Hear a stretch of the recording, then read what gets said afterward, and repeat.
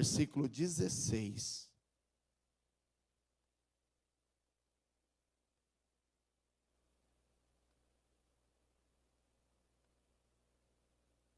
Louvado seja Deus.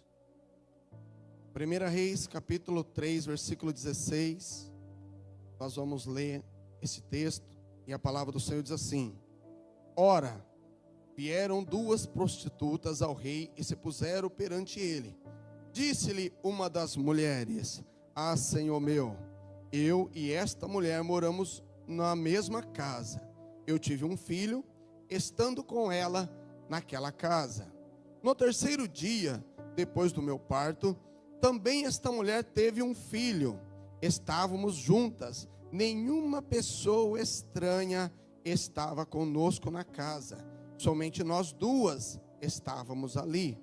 De noite, morreu o filho desta mulher, porque se deitou sobre ele. Assim ela se levantou no meio da noite, e enquanto eu dormia a tua serva, tirou do meu lado o meu filho e deitou no seu seio, e a seu filho morto deitou no meu seio. Levantando-me pela manhã para dar de mamar a meu filho, vi que estava morto, mas atentando eu para ele à luz do dia, percebi que não era o filho que eu dera à luz. Então disse a outra mulher: Não, mas o vivo é meu filho, o teu é o morto. Mas esta disse: Não, o morto é teu filho, o meu é o vivo. Assim falaram perante o rei. Disse o rei: Esta diz: Este que vive é meu filho, e teu filho é o morto. Esta outra diz: Não, o morto é o teu filho, o meu filho o vivo. Disse mais o rei: Traze-me uma espada. Trouxeram uma espada diante dele. Ordenou o rei: Divide em duas partes o menino vivo, e dai metade a uma e metade a outra. Então a mulher cujo filho era o vivo disse ao rei, porque as suas entranhas se lhe enterneceram por seu filho: Ah, senhor meu, dai-lhe o menino vivo, e de modo nenhum o mateis. A outra, porém, dizia: Nem meu, nem teu seja dividido. Então respondeu o rei: Dai a primeira o menino vivo, de modo nenhum o mateis. Esta é a sua mãe. Curva sua cabeça. Querido Deus e Pai, já te glorificamos esta noite, ó Deus, pela oportunidade e pelo dia de estar aqui, Senhor, na tua presença. Pedimos ao Senhor, meu Pai, humildemente, ó Deus, que nesse instante o Senhor possa abrir o nosso entendimento, abrir o nosso coração e conectar, meu Pai, o nosso espírito com o teu espírito nesta noite, para que possamos aprender da tua palavra, que nada venha nos distrair, meu Pai, por esse instante, mas que este momento, Senhor, seja exclusivamente teu, para podermos glorificarmos e aprendermos, Senhor, da tua santa e bendita palavra. Amém e amém. Olha que texto intrigante, que traz muitas lições ao nosso coração. A palavra que nós acabamos de ler diz que duas mulheres moravam juntas. Não eram família, eram amigas, moravam juntas numa mesma casa. E a palavra vai dizer que elas tiveram um grande presente, um privilégio de ser mãe. Em coincidência, as duas iriam dar à luz a um filho na mesma época, nos mesmos dias. Passar todo um tempo junto, uma gestação. Só que a palavra vai dizer que no decorrer da gestação nasce o filho da primeira. E 3 dias depois nasce o filho da segunda. Só que talvez por distração, a Bíblia não deixa claro. A Bíblia apenas diz que ela rola, deita em cima do menino e mata o seu filho. E no decorrer da noite, vendo a amiga dormindo com o filho do lado, ela vai ali, pega a criança morta, né? Dela, coloca no lugar e pega o filho vivo. Amigas. E no outro dia, quando a mãe acorda, 3 dias de diferença, já tinha ali o semblante da criança, conhecia ali o seu filho. Ao clarear do dia, ela vai perceber que aquele filho não era dela.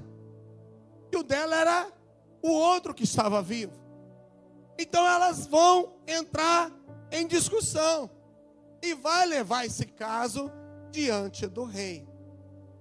Quando eu comecei a meditar nessa palavra, ele nos traz um alerta muito grande para a nossa vida. Por quê? Porque a Bíblia diz que 2 mulheres moravam juntos numa mesma casa. Eu fico imaginando que aquele período ali, as 2 grávidas, compartilhando de um projeto. A Bíblia não faz rodeios, deixa bem claro que eram 2 prostitutas. Talvez agora o nascimento desta criança traria uma nova expectativa de vida, talvez uma nova esperança para essas mulheres. Com certeza jamais uma mãe vai querer que o filho viva a mesma vida do passado que ela vivia. Talvez comece ali a fazer planos de uma nova história para aquela criança que vai nascer. O que me intriga neste texto é que ele diz que aquelas mulheres, elas moravam juntas.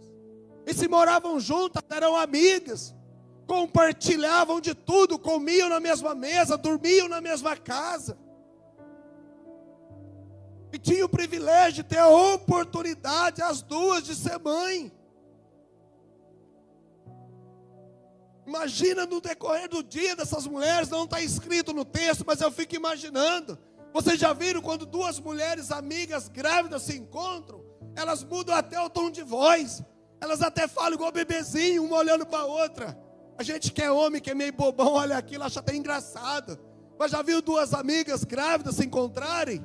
Por quê? Porque é maravilhoso o que elas estão vivendo. Está gerando uma vida, um novo projeto, um novo sonho de família dentro de si. E era isso que aquelas mulheres estavam vivendo. Imagina no decorrer do dia, uma passando a mão ali na barriga da outra. Sente aqui meu filho mexer. Será que vai ser menino? Será que vai ser menina? Como que vai chamar o teu filho? E aquilo ali vai gerando, aquela criança vai gerando, aquele sonho vai aumentando, a expectativa do nascimento vai aumentando. Eu tenho 2 filhos, eu acompanhei, é lindo quando você vê o crescimento da barriga, a criança mexer até o dia do nascimento. Não tem coisa mais linda numa família, num pai, numa mãe, é ver todo acompanhar esse processo até o nascimento da criança. Mas a Bíblia diz que elas moravam juntas, compartilhavam, eram amigas. E o texto diz que nasce um bebê, e 3 dias depois nasce o outro, e essa mãe se transforma, se revela, não pensou no sentimento da amiga, no sofrimento da mãe, ela vai lá, arranca o bebê da mãe. Uma amiga que convivia juntos dentro da mesma casa. E ela, quando ela chega, esta mãe, diante do rei, ela diz: olha, rei, eu e esta mulher, nós moramos juntos na mesma casa. E ela vai dizer, o texto vai dizer assim, no versículo 17: disse-lhe uma das mulheres: ah, Senhor meu, eu e esta mulher moramos na mesma casa. Eu tive um filho, estando com ela naquela casa. No 3º dia depois do meu parto, também esta mulher teve um filho. Estávamos juntas, nenhuma pessoa estranha estava conosco na casa, somente nós duas estávamos ali. Sabe o que assusta nesse texto? Quando eu comecei a meditar nesse texto, este versículo. Ela diz: rei, não tinha ninguém, só estávamos nós duas, não tinha ninguém de estranho naquela casa, a não ser nós duas. Sabe o que isso nos mostra? Que as maiores decepções da tua vida vai ser pessoas convivendo na tua casa. Não é família, amigos não é família. A mesma pessoa que passava a mão na barriga dela para sentir o bebê, no outro dia, no cair da noite, no meio da madrugada, estava tomando o filho dela. Aquela mulher tem uma surpresa, não tinha ninguém estranho. E às vezes as pessoas colocam pessoas dentro da sua casa, confiando em todo mundo. O único que não decepciona, queridos, é Jesus. Mas nesta terra, pode ter certeza que você vai decepcionar. E decepção não vem com pessoas estranhas. Decepção vem pessoas de dentro da tua casa, de quem você menos espera, que come com você na mesa, que compartilha com o teu projeto de vida, que compartilha com o teu sonho. Mas quando o sonho dela não consegue concretizar, ela começa a olhar para a tua vida. Ao lugar o maligno, ao demônio, ao diabo. Não pensa que inveja, queridos, é a pessoa chegar para você e dizer: olha, eu quero ter um carro igual ao seu. Não, isso não é inveja. Eu quero ter um casamento igual ao seu. Isso não é inveja. Ótimo que você está servindo de exemplo. O problema é que a inveja maligna, diabólica, ela não quer ver a felicidade da outra pessoa. Ela não queria, ela não pensou no sentimento da amiga. Foi lá no cair, no escurecer da noite, tomou o filho. O seu sonho, o seu projeto de vida. O seu projeto talvez de iniciar uma família. E aquela pessoa que te dá, como aquela mulher que talvez passava a mão na barriga, que comia na mesa, é o mesmo hoje que talvez dá um tapinha nas suas costas, que depois vai te trair. Que no decorrer do dia, na luz do dia, na tua frente, vai sorrir para você. Mas depois no escuro da madrugada, vai te trair. Vai te decepcionar. É espantoso esse texto, quando você começa a se aprofundar nele. Todos os dias, quando você liga a televisão, você vai ver jornais. Você fica abismado. Pessoas que conviviam juntas, de repente um mata o outro, dá com o carro em cima do outro. As pessoas sem Deus, elas se transformam. Eu sempre falei isso para minha esposa. Tenho carinho com todo mundo, mas jamais comecei a abrir a minha casa para amigos. Amigos são aqueles que convivem comigo, que tomam ceia comigo, que participam do mesmo Deus que eu. Interessante desse texto, que nos traz uma reflexão, é que quando vai levar diante do rei, e elas se apresentam diante do rei, o rei manda trazer a espada. O texto é muito conhecido. Traz uma espada, pega essa criança e corta no meio, dá metade para cada uma e já resolve esse problema. A palavra do Senhor vai dizer que a mãe verdadeira, quebrantada com compaixão, ela diz: não, rei, não faz isso, pode entregar o filho para ela. Mas olha como chama a atenção esse texto. Se aquela mulher quisesse a criança, ela ia falar: muito obrigado, eu vou ficar com a criança. Porque a mãe verdadeira abriu mão do filho. A mãe verdadeira abriu mão ali, talvez do seu sonho, talvez daquele que ela gerava, do seu novo projeto de vida, ela abriu mão. Mas a mãe falsa, mentirosa, ela não queria o filho. Olha que interessante que diz o texto. No versículo 26 vai dizer assim: Então a mulher cujo filho era o vivo, disse ao rei, pois as suas entranhas se lhe enterneceram, com compaixão, com misericórdia, por seu filho. Ah, Senhor meu, dá-lhe o menino vivo, e de modo nenhum mateis. Ela abriu mão.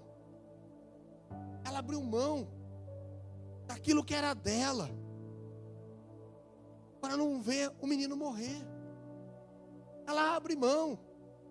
Pode dar para ela levar. Deixa com ela. É melhor ver o menino vivo do que ver o menino morto. Mas olha o texto. Ah, Senhor meu, dá-lhe o menino vivo, de modo nenhum o mateis. A outra, porém, dizia: nem meu, nem teu, divide. Já pararam para pensar? Prestar atenção nesse texto? Se ela realmente quisesse um filho, se ela realmente estivesse sofrendo porque o dela ela perdeu, ela dizia: então tá bom, eu vou ficar com ele para mim. Ela não, a outra abriu mão do filho, mas ela diz: nem meu nem teu, pode dividir. Sabe o que nós aprendemos aqui? A pessoa maligna que muitas vezes rodeia a sua casa, o seu trabalho, a sua família, ela não quer o seu marido, não quer a sua esposa, não quer o que você tem, não quer te ver bem, não quer te ver feliz, porque a felicidade sua incomoda. Então ela não quis a criança, ela diz: nem meu nem teu, parte no meio. Eu não vou ser feliz, eu não tenho filho, você também não tem. É assim um endemoniado que muitas vezes rodeia a nossa casa, os nossos filhos, a nossa família. Ele não quer teu marido, não quer tua esposa, não quer te ver bem. Quantos casos você vê que a pessoa bate em cima até acontecer uma traição, rodeia a família até destruir um lar, e depois você encontra e pergunta: ele está junto? Não, só veio para destruir, só veio para atrapalhar. Por quê? Porque não suporta a felicidade do outro. Aquela mulher não suportava os 3 dias de ver a amiga sorrindo, feliz. Ela não queria o filho, mas queria tomar, queria tirá-lo, porque não suportava em ver a amiga feliz. Não suportava. Ela teve a oportunidade, mas ela não quis. Então ela vai dizer: nem meu, nem teu.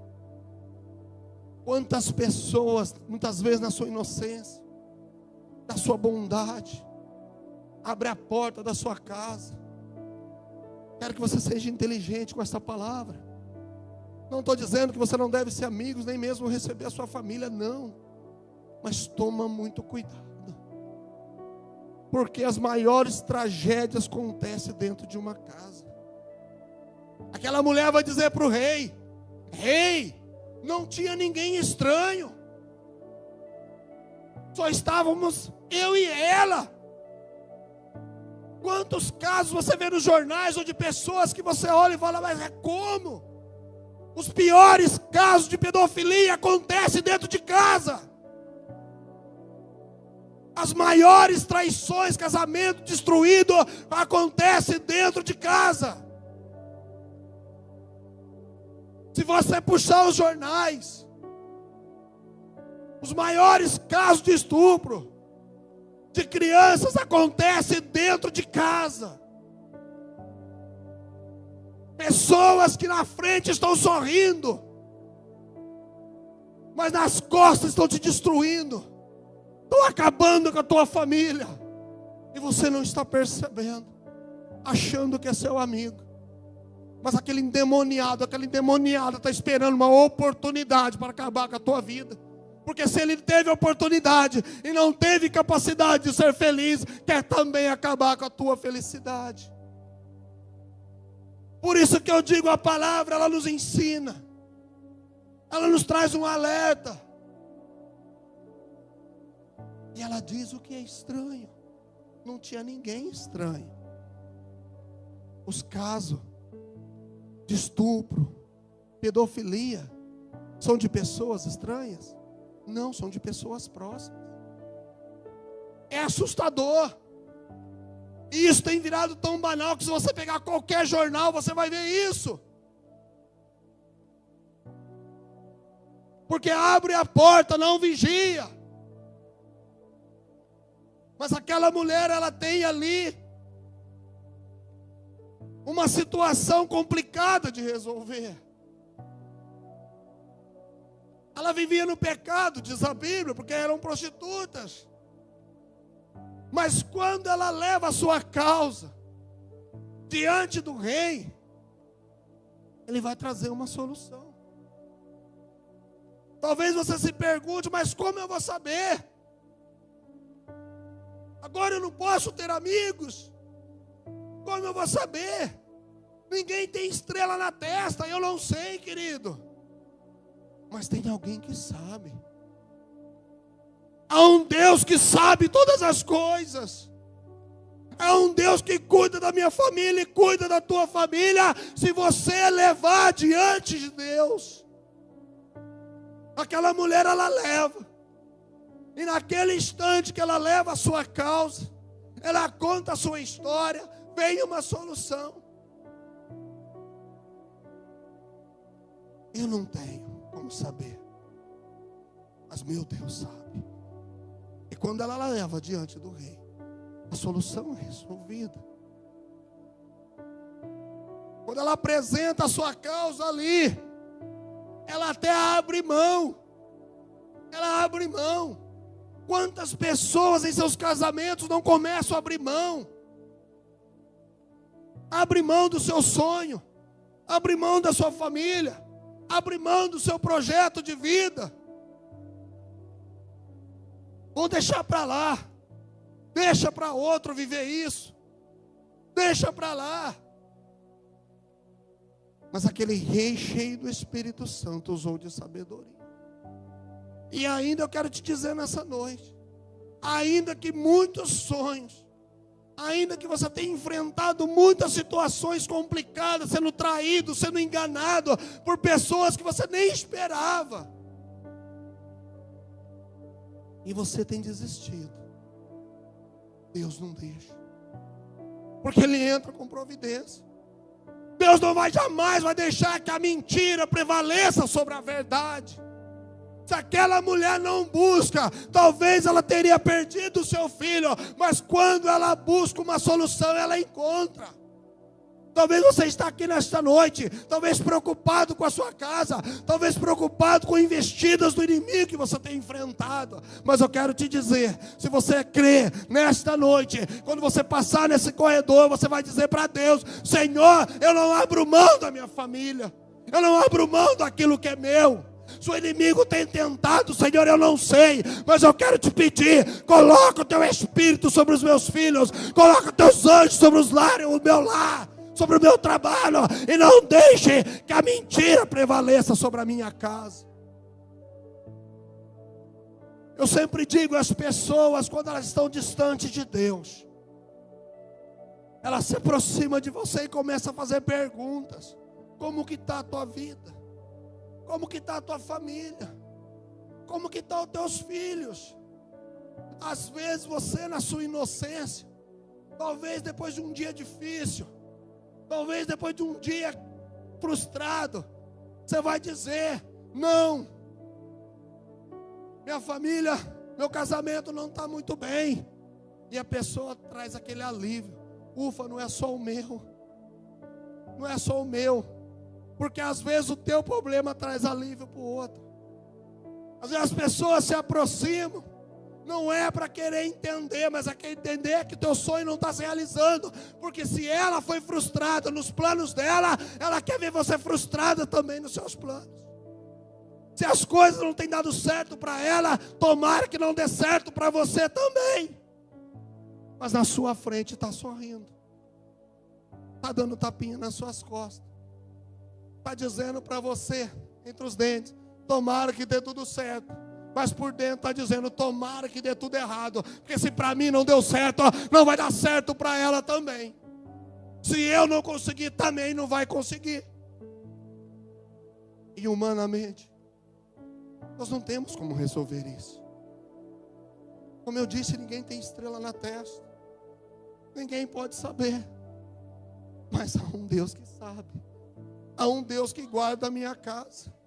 O meu ambiente da minha casa, ele é sagrado. O meu lar, ele é sagrado. E as pessoas se revelam sempre aquelas mais próximas. É aquelas que você nem imagina.